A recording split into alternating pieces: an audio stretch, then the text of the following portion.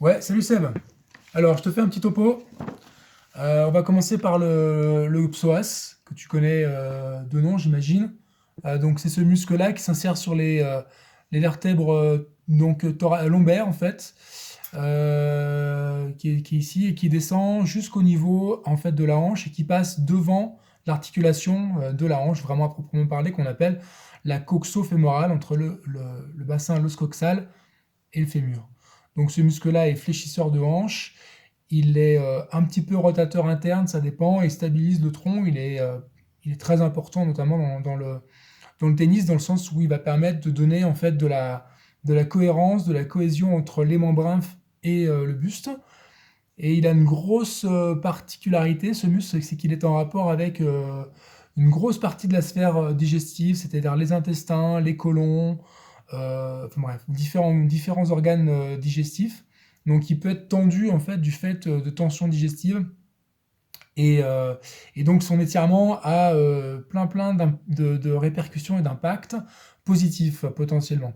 Alors ce muscle-là, tu le connais, on étire en faisant donc un étirement, soit pour les jambes droites par exemple, genou au sol. On va descendre le bassin pour venir ouvrir l'espace musculaire. Éventuellement, on peut augmenter l'ouverture en remontant le buste. On pense bien à faire la rétroversion du bassin, donc on emmène le bassin vers l'arrière, on contracte bien les abdos pour protéger la colonne lombaire, et là on descend, et en même temps on ouvre ici. On vient trouver un étirement va se faire au niveau de l'aine. Voilà, donc ça c'est le muscle psoas qui est vraiment important à étirer, hein. Et fait partie en fait des muscles profonds de la hanche, comme tu as pu le voir, il est vraiment en contact avec l'articulation de la hanche, la coxo-fémorale. Ensuite, on va passer aux pelvites trochanteriens. Alors les pelvites trochanteriens, ils sont situés euh, ici. C'est toute cette zone-là. Alors on a le pyramidal ici, le muscle pyramidal dont on entend souvent parler. Ensuite les jumeaux, l'obturateur interne, le carré fémoral.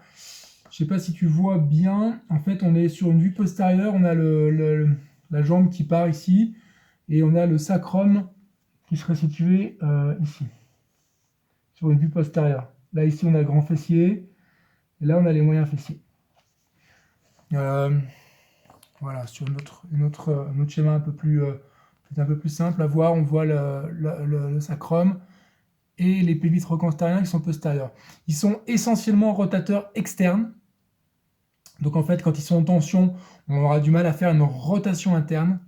Sauf pour un muscle qui est un peu particulier, s'appelle le pyramidal, qui en fait, du fait de son positionnement, va être rotateur externe, puis à partir de 60 degrés de flexion, va devenir rotateur interne. Alors c'est important parce que du coup, il y a différentes façons de les travailler. Alors les pelvites trochanteriens, on va les travailler avec cette posture-là, que tu connais. On vient s'asseoir éventuellement au sol, on prend éventuellement un petit coussin pour être bien stabilisé au niveau des deux bassins, enfin des deux os coxaux, des deux ischions plutôt. Ensuite, on vient placer la jambe au niveau donc, du genou. On fait bien le mouvement de redresser le dos parce que, en fait, ce sont des muscles qui vont avoir tendance à venir faire un enroulement ici quand ils sont en tension. Donc, justement, le fait de venir redresser le dos, ça va permettre de les allonger. D'accord ? Donc ça, c'est vraiment un paramètre important. Et en plus, c'est un paramètre qui va permettre de protéger la colonne lombaire. Donc on redresse le dos, on vient ouvrir les épaules. Une fois qu'on a bien les paramètres, on utilise bien le bras pour stabiliser le bras postérieur. Et bien, on peut ramener la jambe en rotation interne pour accentuer l'étirement des pelvites trochanteriens. Le pyramidal, lui, on va l'étirer principalement avec l'exercice classique. Alors on peut le faire comme ça, par exemple. Voilà. Donc on va se le mettre comme ça. Tac. On va redresser d'abord, dans un premier temps, le dos pour venir accentuer l'étirement. Et une fois qu'on a ça, là, à ce moment-là, on peut venir ouvrir en rotation externe, rapprocher éventuellement un peu plus le buste pour travailler sur donc le pyramidal. Le pyramidal qui est également très important parce qu'il est en contact avec notamment le sciatique, le nerf sciatique.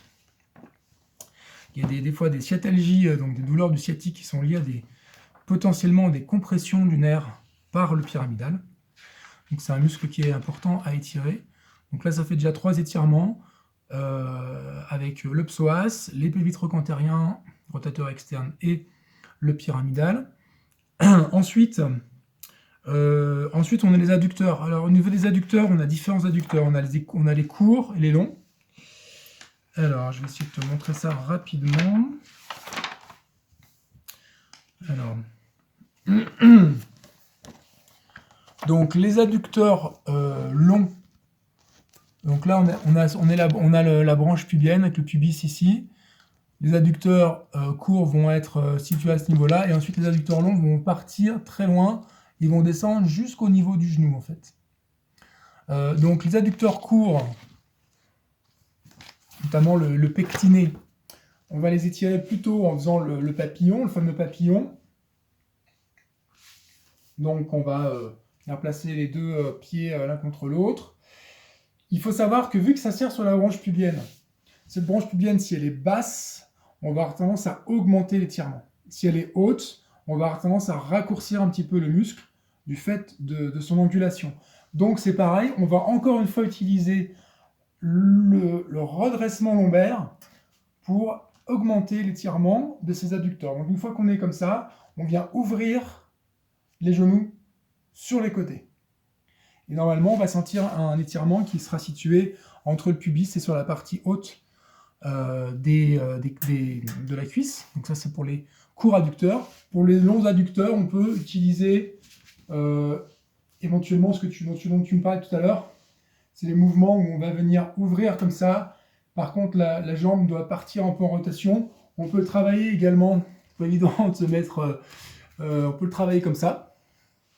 Voilà.